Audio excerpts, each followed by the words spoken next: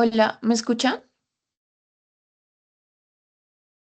Sí, Pi, ahí te escuchamos. Listo. Les voy a compartir mi pantalla.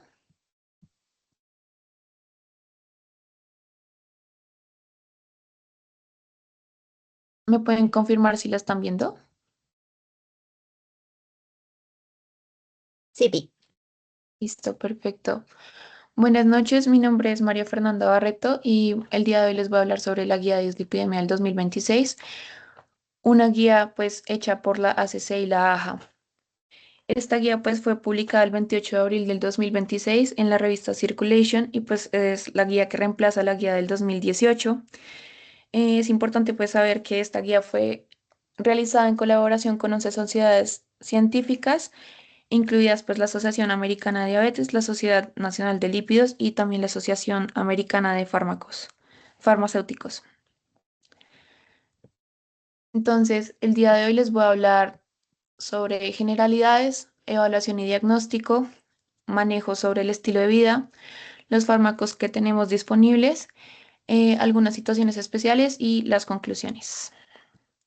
Entonces, frente a las generalidades, la dislipidemia es una alteración en las concentraciones plasmáticas de lipoproteínas aterogénicas. Esto pues ya no solamente incluye el colesterol LDL, sino también los remanentes ricos en triglicéridos y lipoproteína A. Es importante ya que pues es un factor causal directo de enfermedad cardiovascular aterosclerótica. Algunas cosas importantes que se diferencian de la guía de 2018 es que la guía de 2018 iba muy enfocada sobre todo a el LDL, mientras que la guía de 2026 pues es una guía que genera mayor, pues abarca más cosas frente a la dislipidemia, ya que pues no solamente se va a enfocar en el LDL, sino también ahora nos va a hablar un poco frente a la asociación de la lipoproteína B y cómo esta pues genera un importante riesgo cardiovascular.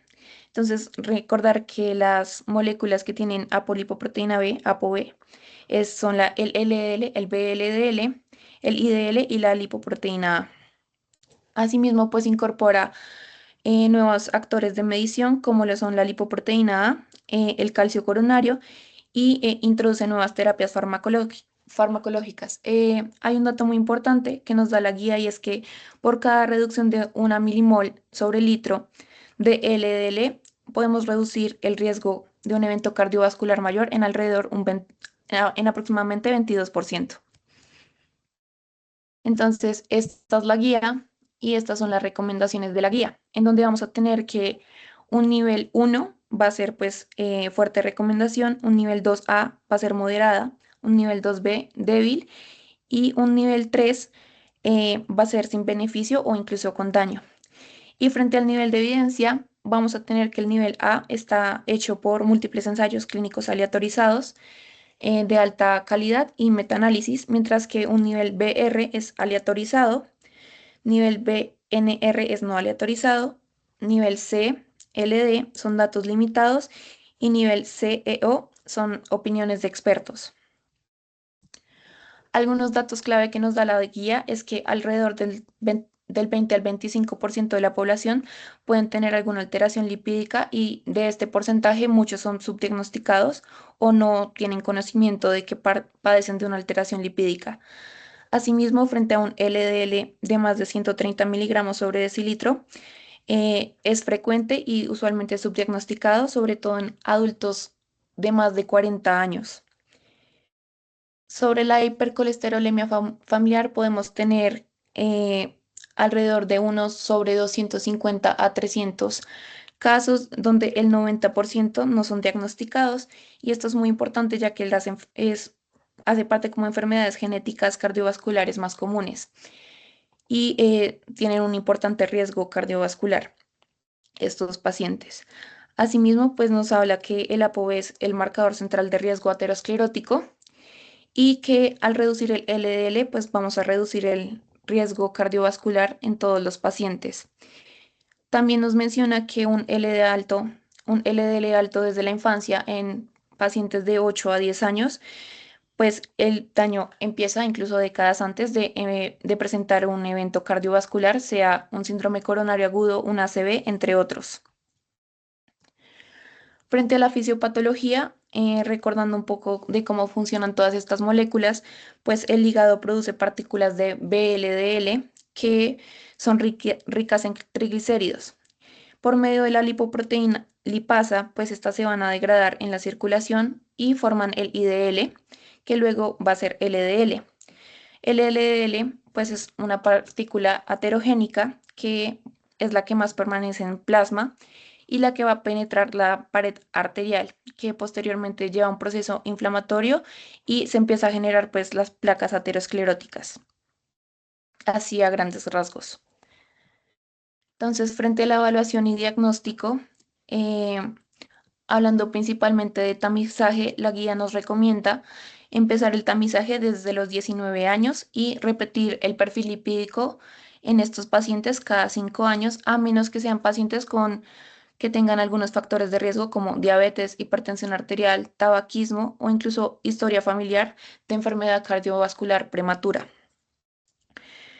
Eh, en cuanto a los niños de 9 a 11 años, se recomienda un tamizaje universal, ya que en ellos se suele presentar aterosclerosis subclínica que puede detectarse incluso desde los 8 años, pero a futuro, cuando pues ya sean mayores, van a presentar eventos cardiovasculares. Entonces, la guía nos recomienda realizar tamizaje porque nos dice que la historia familiar sola no es suficiente para identificar a todas las personas afectadas y que hasta el 50% de los niños con hipercolesterolemia familiar que la tienen, pues pueden no tener ningún antecedente familiar documentado como tal. Por otra parte, la guía también nos recomienda que en familiares de primer y segundo grado mm, y que haya existencia como de enfermedad cardiovascular prematura o antecedente de hipercolesterolemia severa o hipercolesterolemia familiar, el tamizaje en cascada se puede iniciar incluso desde los 2 años de edad.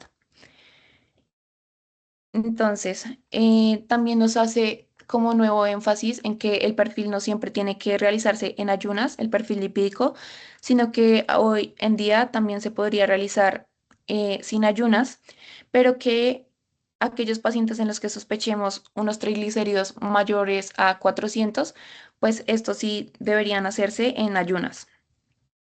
Frente al cálculo del LDL, la nueva guía nos recomienda usar ecuaciones como la de Martin Hopkins o la de Samson-Lee en vez de usar la ecuación de Friedewald, ya que pues la ecuación de Friedewald pierde precisión cuando tenemos un LDL menor a 70 o incluso cuando los triglicéridos superan los 150 miligramos sobre decilitro. Entonces, pues la guía nos recomienda ya no usar como tal Frida igual siempre, sino tratar de usar Martin Hopkins y Samson Lee.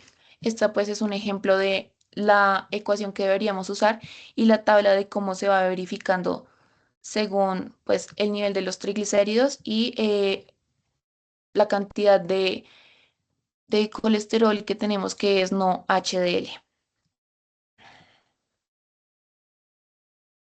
Entonces, también comparando un poco frente a la ApoB y la lipoproteína A, la guía nos señala que la ApoB es importante porque cada partícula aterogénica tiene exactamente una molécula de ApoB. Entonces, al medir la ApoB, de cierta forma estaríamos como contando el número total de partículas aterogénicas que podemos tener en el plasma, mientras que si solamente medimos el LDL, pues este nos está indicando como la masa de colesterol en vez de la cantidad de partículas. Y esto es muy importante, sobre todo cuando hay una discordancia entre el LDL y el ApoB, es decir, que el paciente haya alcanzado las metas de LDL, pero igual tenemos una ApoB todavía elevada. Y esto es importante porque estas partículas pequeñas con poco colesterol, pues igual siguen siendo partículas aterogénicas que nos van a seguir confiriendo pues un riesgo cardiovascular. Y esto es muy frecuente sobre todo en pacientes con diabetes mellitus, obesidad visceral o incluso pacientes con triglicéridos de más de 150. Entonces la guía nos recomienda llevar a metas de ApoB en pacientes con un riesgo moderado cardiovascular de menos de 90 miligramos sobre decilitro, con riesgo alto de menos de 70 y riesgo alto, muy alto, de menos de 55 miligramos sobre decilitro. Por otro lado, frente a la lipoproteína A, pues es una partícula estructuralmente parecida al LDL, lo único es que pues está unida por un puente disulfuro y pues va a tener la proteína adicional llamada ApoA.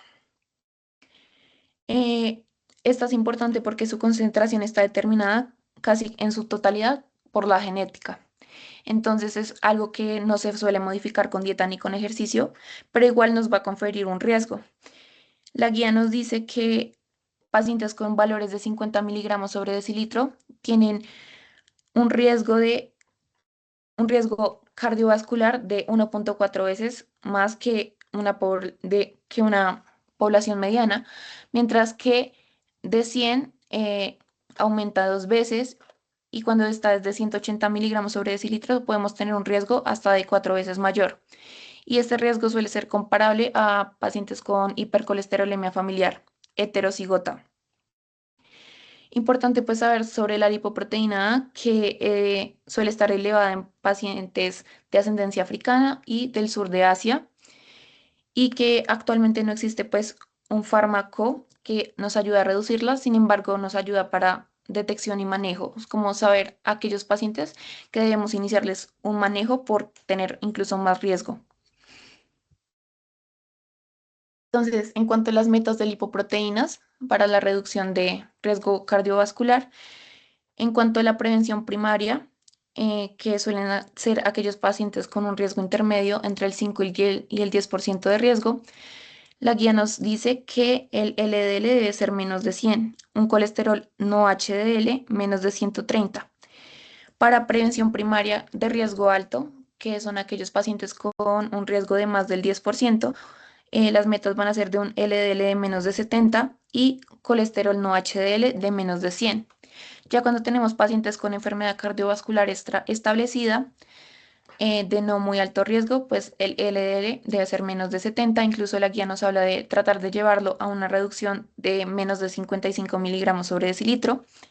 Y ya cuando tenemos un paciente con enfermedad cardiovascular establecida de muy alto riesgo, pues llevar el LDL a menos de 55 y un colesterol no HDL de menos de 85 miligramos sobre decilitro.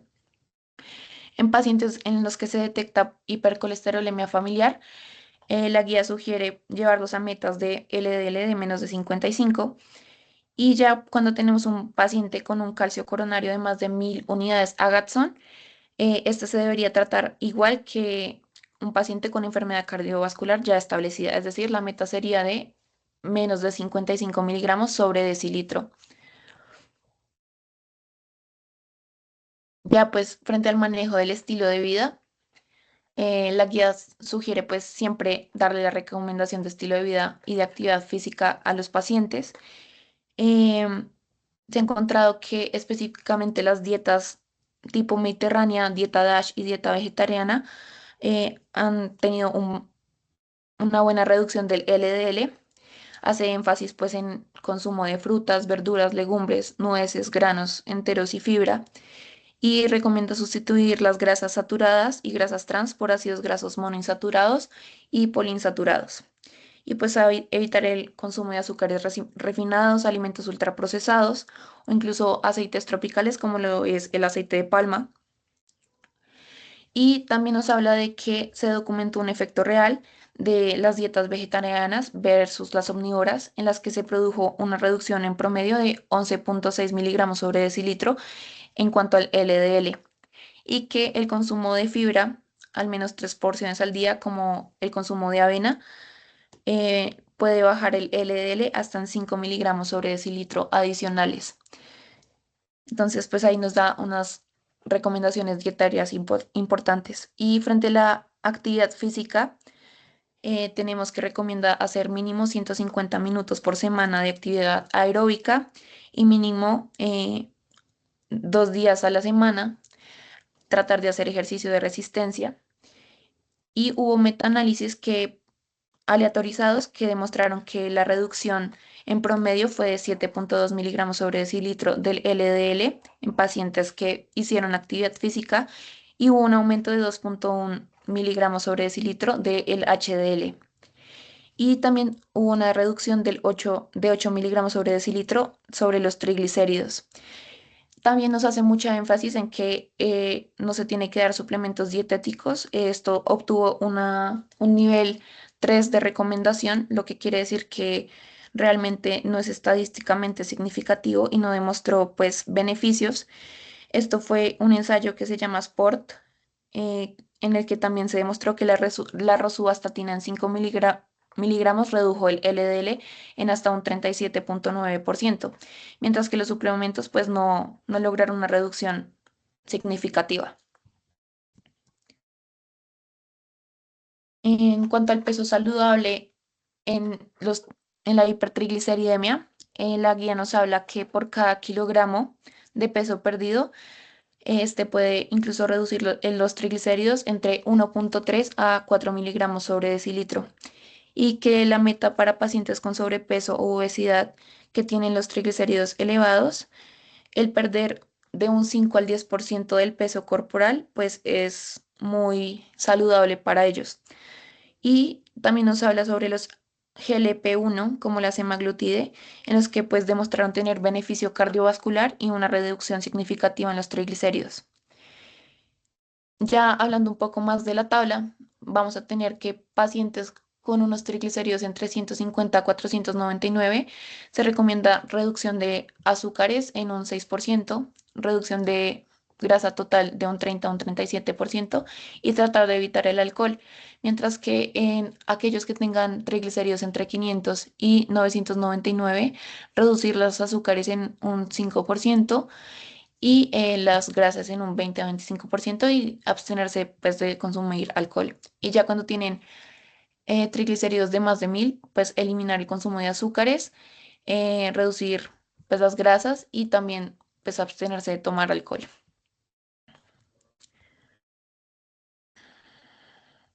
Ahora les voy a hablar un poco de los fármacos de los que habla la guía y cómo se deben utilizar. Entonces, las estatinas, estas sigan siendo pues el eje central de tratamiento. Recordar que vamos a tener estatinas de alta intensidad y moderada intensidad. De la alta intensidad generan una reducción de LDL de aproximadamente el 50%. Entre estas vamos a tener la torvastatina y la rosuvastatina. Estas se suelen indicar en enfermedad cardiovascular ya establecida o en aquellos pacientes con muy alto riesgo cardiovascular. Em, por otra parte, frente a la moderada intensidad, suelen estar indicadas en prevención primaria en aquellos pacientes con riesgo intermedio cardiovascular o incluso en pacientes que tengan diabetes sin factores adicionales. La guía también nos habla pues de tener cuidado de combinar genfibrosilo con estatinas, ya que pues nos pueden provocar una miopatía severa, entonces está prohibido. Asimismo, nos habla que la pitavastatina es la estatina como preferida en pacientes con VIH, ya que tiene menos potencial de interacción con los antirretrovirales, y la simvastatina fue suspendida en Estados Unidos por parte de la FDA.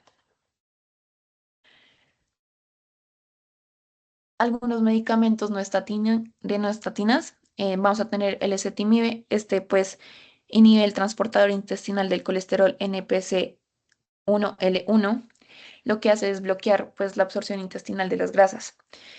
Este pues viene en una presentación de 10 miligramos día y logra una reducción del LDL entre el 18 al 25% adicional al que generan las estatinas. Este suele darse combinado con estatinas, entonces si un paciente no llega a metas con solo las estatinas de alta intensidad, pues se le agrega ese timib. Lo que tiene de bueno este medicamento es que tiene una evidencia de reducción de eventos cardiovasculares en cuanto a la prevención secundaria. Asimismo, pues es económico y bien tolerado y se recomienda pues incluso antes de escalar a agentes más costosos como lo son los PCSK9, que son el evolocumab y el alirocumab. Estos pues son, lo que hacen es bloquear la proteína PSCK9, que normalmente es la encargada de degradar los receptores de LDL en el hígado. Entonces, al bloquearla hay más receptores disponibles para capturar el LDL. Entonces, este, estos anticuerpos monoclonales lo que hacen es reducir el colesterol entre un 45 al 64% y son nivel de evidencia 1 en enfermedad cardiovascular aterosclerótica de muy alto riesgo. En pacientes que no alcanzan las metas, se pueden recomendar. Estas pues se administran de forma subcutánea cada 2 o 4 semanas. También vamos a tener el inclisiran. Este es un ARN de interferencia pequeño. También es un anti-PCSK9. Su presentación es de 284 miligramos subcutáneo, la primera dosis, y luego se repite otra dosis a los 3 meses y luego se aplica cada 6 meses. Este logra una reducción del LDL entre un 48 a 52% y lo que hace es que silencia directamente el gen de PCSK9 en el hígado. Este pues tiene un nivel de evidencia un poco más bajo que el evolocumab y el alirocumab. Es un nivel de evidencia 2A, pero pues es una alternativa a aquellos pacientes que tienen un poco más de problemas con la adherencia, ya que estas dosis son menos frecuentes que las de los otros medicamentos monoclonales. También tenemos el ácido bempedoico. Este viene pues en una presentación de 180 miligramos eh, por día. Este logra reducir el LDL entre un 21 y 24%. Una ventaja clave es que pues no tiene actividad sobre el músculo esquelético, entonces es ideal en aquellos pacientes que tengan de pronto miopatías por estatinas. Sin embargo, pues la reducción no es tan significativa como la que nos puede dar una estatina de alta intensidad. Importante saber sobre este medicamento que puede elevar el ácido úrico y entonces toca tener precaución en pacientes que tengan gota. En cuanto a medicamentos reductores de los triglicéridos, vamos a tener los fibratos. Estos actúan en el receptor PIPAR alfa en el hígado. Lo que hacen es aumentar la actividad de la lipoproteína lipasa. Entonces, así disminuyen los triglicéridos. Suelen ser la primera línea en pacientes que superan los triglicéridos con valores superiores a 500 miligramos sobre decilitro. Importante, como les dije, no combinar genfibrosilo con estatinas, aunque el fenofibrato sí puede combinarse, es un poco más seguro su combinación con estatinas. Pueden reducir los triglicéridos entre un 30 y 50%. También tenemos el icosapen etil. Este viene por 4 gramos por día. Puede reducir los triglicéridos entre un 15 y 61%. Es el único agente reductor de triglicéridos con evidencia de reducción de eventos cardiovasculares. Esto pues se encontró en un ensayo que describe la guía que se llama Reduce It y genera una reducción del 25% de eventos cardiovasculares mayores, lo cual lo hace pues muy bueno. También tenemos el olezarsen. Este es un inhibidor del ARN mensajero de la apolipoproteína C3. Este pues es nuevo y tiene un nivel de evidencia 1. Viene en una presentación de 80 miligramos subcutáneo mensual y logra reducir los triglicéridos en aproximadamente 42,5%. Este se usa principalmente en pacientes con síndrome de quilomicronemia familiar, que son aquellos pacientes que suelen tener triglicéridos mayores a 1000 miligramos sobre decilitro. Entonces nos van a reducir el riesgo de pancreatitis aguda, que como sabemos puede ser una complicación de tener los triglicéridos pues de más de 1000 o incluso elevados de forma tan severa. También vamos a tener la niacina. Este pues es un agente de última línea. Este pues tiene alta tasa de efectos adversos, ya que los pacientes pueden presentar rubor cutáneo, hepatotoxicidad e incluso resistencia a la insulina. Y pues no tiene evidencia de beneficio cardiovascular adicional cuando se añade a las estatinas. También podemos hacer uso de estatinas en la hipertrigliceridemia. Estas nos pueden reducir los triglicéridos entre un 10 al 30% y suelen ser dosis dependiente. Y pues también nos ayudan a reducir el riesgo cardiovascular y estabilizan las placas ateromatosas. Entonces, hablando de cómo calcular el riesgo cardiovascular y eso, em, vamos a tener una nueva ecuación que es la Prevent ASCVD, la Prevent Atherosclerotic Cardiovascular Disease. Es uno de los cambios con mayor impacto en la práctica clínica que tiene la nueva guía, ya que pues reemplaza la anterior que era el Pulled Cohort Equation del 2013, ya que pues estas sobreestimaban el riesgo entre un 40 y 50% en la población contemporánea. Esta pues es una nueva que lo que hizo fue basarse en una población de 3.3 millones de adultos en Estados Unidos, entonces lo que lo hace es que tiene una muestra muy significativa. Asimismo, pues no incluye etnia como variable, entonces genera mayor equidad en la evaluación del riesgo e incorpora algunas variables adicionales, opcionales, como lo son la tasa de filtración glomerular, la hemoglobina glicosilada, la albuminuria y también a veces el código postal como indicador de un indicador socioeconómico. Y pues lo bueno de esta es que también calcula no solamente el riesgo a 10 años, sino también a 30 años, mientras que la PCE solo calculaba el riesgo a 10 años. Entonces vamos a tener cuatro categorías. Bajo riesgo va a ser aquel paciente que tenga un riesgo menos del 3%. A este solamente pues se le va a dar indicaciones de estilo de vida. Riesgo limítrofe que va a ir de 3 al 5%. Y lo que vamos a hacer en este caso va a ser evaluar potenciadores de riesgo para discutir si el paciente se beneficia o no de un manejo farmacológico. Riesgo intermedio, que es de 5 al 10%, que a estos pacientes se les va a dar al menos una estatina de moderada intensidad. Y ya cuando es alto riesgo, es aquellos pacientes que superan el 10%. Y esto sí se les indica una estatina de alta intensidad. En cuanto al marco CPR para la evaluación del riesgo, vamos a tener que la C hace referencia a calcular. Entonces, lo primero que vamos a hacer es estimar el riesgo cardiovascular a 10 años con la ecuación de PREVENT. Y también pues calcular el riesgo a 30 años, cuando la edad lo permite, ya que ese cálculo a 30 años suele depender de la edad del paciente. El personalizar, que hace parte de la P, es ajustar ese estimado con los potenciadores de riesgo. Entonces, sobre todo, se hace uso de los potenciadores de riesgo en aquellos que están en un riesgo limítrofe. Entonces, se hace uso de potenciadores de riesgo que en sí no van incluidos en la ecuación, pero que son importantes ya que realmente aumentan el riesgo del paciente a futuro. Y finalmente, pues reclasificar. Este se hace sobre todo en pacientes en los que uno todavía tiene incertidumbre clínica. Entonces, lo que se hace es mandar calcio coronario para así pues reclasificar y tomar la mejor decisión frente a la terapia o si se prefiere esperar antes que tratar. Entonces, algunos potenciadores de riesgo son pues los marcadores lipídicos, tener una lipoproteína de más de 125, una ApoB de más de 130 o una PCR, una proteína C reactiva de más de 2 miligramos sobre litro.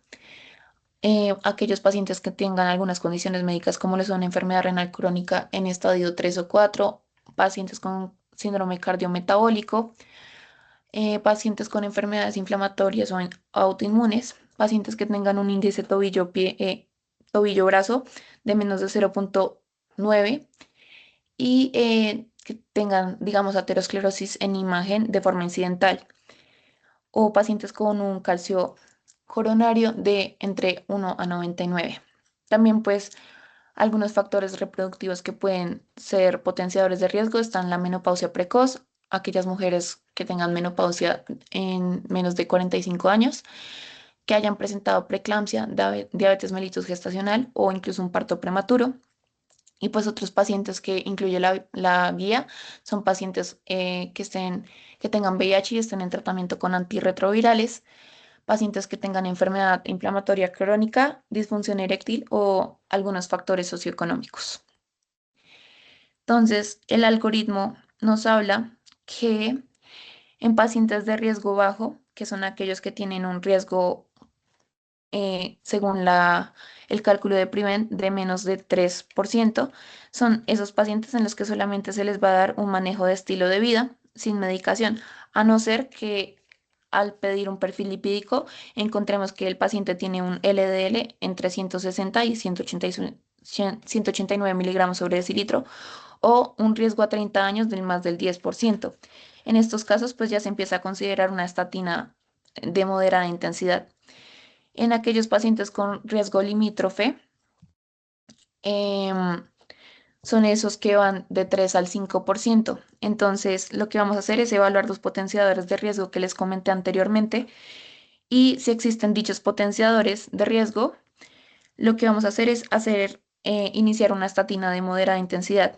Y ya, pues si tenemos todavía incertidumbre, se les solicita el calcio coronario.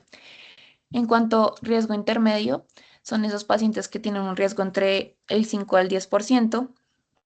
Estos pues se les debe dejar al menos una estatina de moderada intensidad y tienen como meta de LDL que sea menos de 100 miligramos sobre decilitro. Asimismo, si hay incertidumbre sobre iniciar, pues se les puede igual pedir el calcio coronario y ya si no alcanza la meta de una reducción a menos de 100 miligramos sobre decilitro de LDL, pues se le puede agregar ezetimibe. Ya en aquellos pacientes de alto riesgo que superan el 10% de riesgo, a esto se les recomienda una estatina de alta intensidad, como la torvastatina o la rosuvastatina. Suelen tener una meta de LDL de 70 miligramos sobre decilitro. Ya si no alcanzan la meta, pues se les puede agregar ezetimibe y posteriormente pues un anticuerpo monoclonal en caso de que no lleguen a las metas.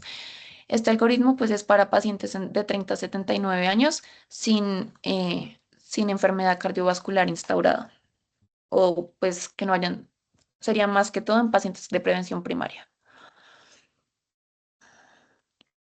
Entonces, ahora sobre el calcio coronario, lo que se hace es realizar una tomografía computada. Lo que hace es cuantificar la carga de aterosclerosis subclínica en las arterias coronarias. Entonces, si tenemos un puntaje de 0, pues lo que vamos a hacer es diferir el tratamiento, a no ser que el paciente le encontremos un LDL de más de 190, que sea un paciente con una diabetes mellitus y que tenga más de 40 años, un tabaquismo activo o incluso una historia familiar con enfermedad cardiovascular prematura. En esos casos, pues sí deberíamos reconsiderar eh, el uso farmacológico. En cuanto a pacientes que tengan un calcio coronario entre 1 a 99, esto pues es un riesgo bajo intermedio y lo que nos recomienda la guía es dar una estatina de moderada intensidad eh, y con una meta de LDL de menos de 100 miligramos sobre decilitro. Ya para pacientes con un puntaje de 100 a 299, se recomienda también una estatina y la meta de ello sería un colesterol LDL de menos de 70 miligramos sobre decilitro.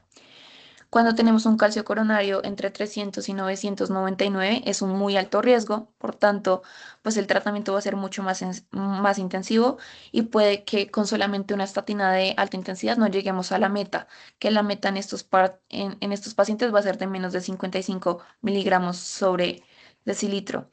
Y ya cuando el paciente tiene un puntaje de más de 1000 unidades Agatson, es un riesgo extremo, entonces su meta de LDL va a ser de menos de 55 miligramos sobre decilitro y puede ser un paciente incluso que llegue a terapias de anticuerpos monoclonales si no llega a una meta con solamente estatinas más ezetimibe. Algunas situaciones especiales que nos da la guía, vamos a tener la hipercolesterolemia severa, que es aquellos pacientes con un LDL de más de 190.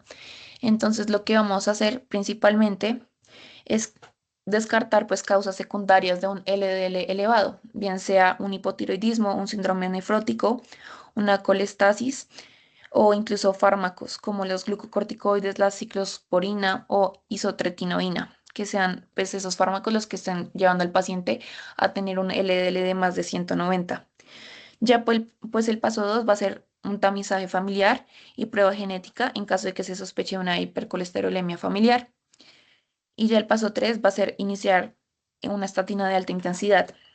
Ya pues si el paciente no llega a metas, se van a ir pues agregando diferentes fármacos. En caso de que sea un paciente sin enfermedad cardiovascular y sin factores de riesgo adicionales, se podría agregar ezetimibe o un anticuerpo monoclonal PCSK9.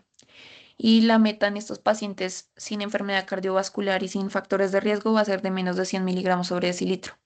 Mientras que si tenemos un paciente sin enfermedad cardiovascular, pero con alta sospecha de hipercolesterolemia familiar confirmada, y que tenga además factores de riesgo adicionales y que tenga aterosclerosis subclínica, pues vamos a usar los mismos fármacos, solamente que la meta del LDL va a ser de menos de 70 miligramos sobre decilitro. Y ya en pacientes con enfermedad cardiovascular establecida, van a tener metas de LDL de menos de 55 y de colesterol no HDL de menos de 85 miligramos sobre decilitro.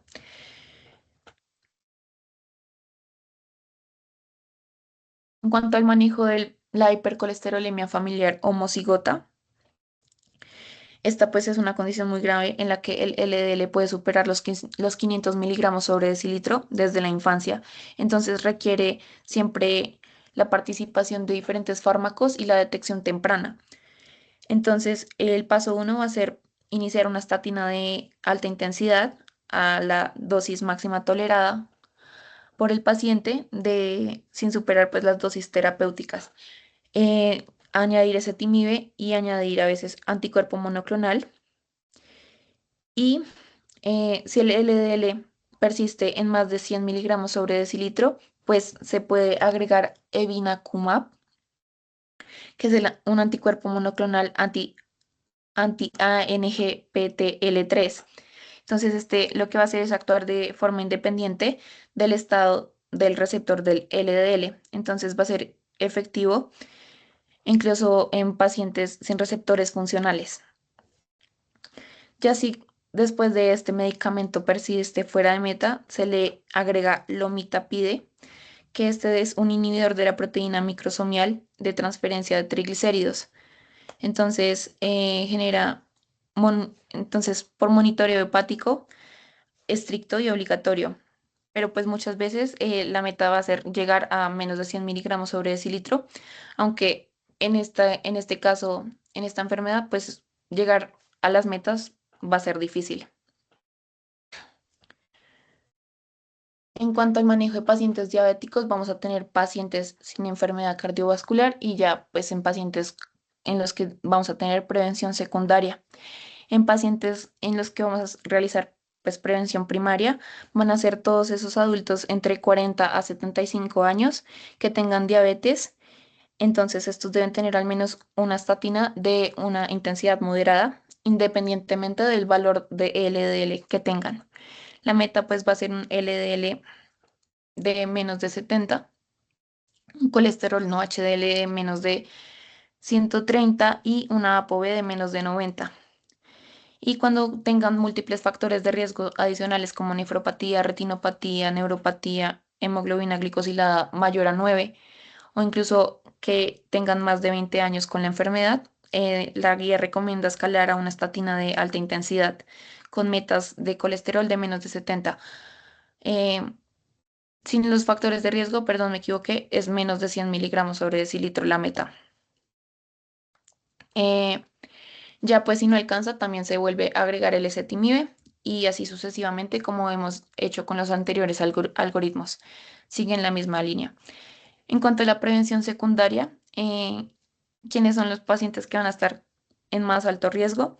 Pues son aquellos pacientes que tengan más de dos eventos cardiovasculares mayores, como lo son síndrome coronario agudo en los últimos 12 meses, antecedente de un síndrome coronario agudo, accidente cerebrovascular isquémico o enfermedad arterial periférica sintomática, o aquellos pacientes que tengan un evento mayor más dos características de alto riesgo, es decir, que sean pacientes de más de 65 años, que tengan bypass o intervención coronaria percutánea previos, también que tengan un tabaquismo activo, diabetes, insuficiencia cardíaca, hipertensión arterial, eh, un LDL más de 100 miligramos sobre decilitro, pese a una estatina de máxima intensidad, más ezetimibe.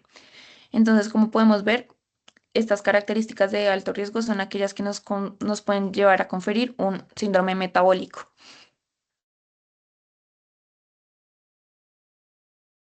Ya en pacientes em, con algunas poblaciones especiales. Vamos a tener que son pues los niños con hipercolesterolemia familiar. Entonces, a veces se puede encontrar que se deben iniciar las estatinas desde los 8 a 10 años si el LDL está superior a 190. Y la meta pues va a ser una reducción de alrededor del 50% o un LDL de menos de 130 en los niños.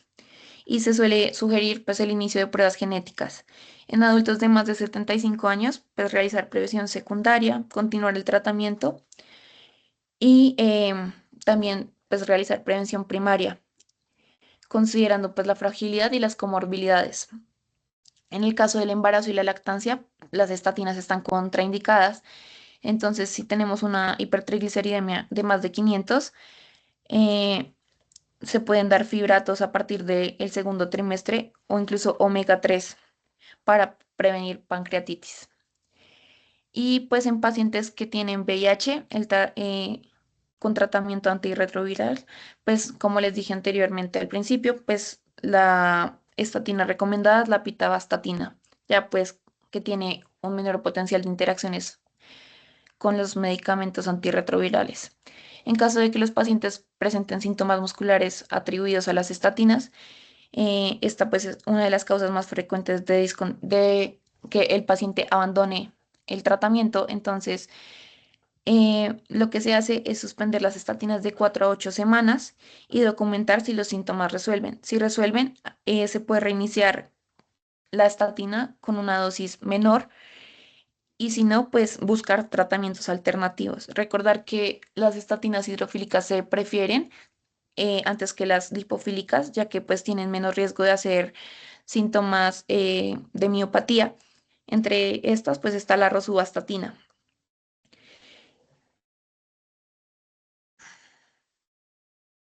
Entonces, frente al abordaje de pacientes con enfermedad cardiovascular de muy alto riesgo, la guía nos dice que eh, eso depende mucho de si tenemos dos características mayores o una mayor más dos condiciones de riesgo, que fueron las que les mencioné ahorita antes. Entonces, para el tratamiento de estas, lo que vamos a hacer es principalmente iniciar una estatina de alta intensidad que genera una reducción de aproximadamente el 50% del LDL y lograr una meta de LDL de 55 miligramos sobre decilitro y un colesterol no HDL de menos de 85. También pues podemos medir la ApoB y llevarla a metas de menos de 55 miligramos. Y así no alcanza la meta, pues se agrega cetimib o un anticuerpo monoclonal. Si no tolera o no puede acceder al anticuerpo monoclonal porque pues estos son caros o incluso pues pierden adherencia porque son cada 2 semanas, se puede considerar el inclisiran, aunque pues también es algo costoso. Y así continuamente se va escalonando el manejo terapéutico. Entonces, si no funciona con el inclisiran, se puede también agregar el ácido bempedódico como un escalón adicional. Entonces, frente a las conclusiones, pues el manejo ya no está centrado únicamente en el LDL y las metas de LDL son más estrictas. La guía del 2018 usaba principalmente las metas de LDL con una reducción en porcentajes.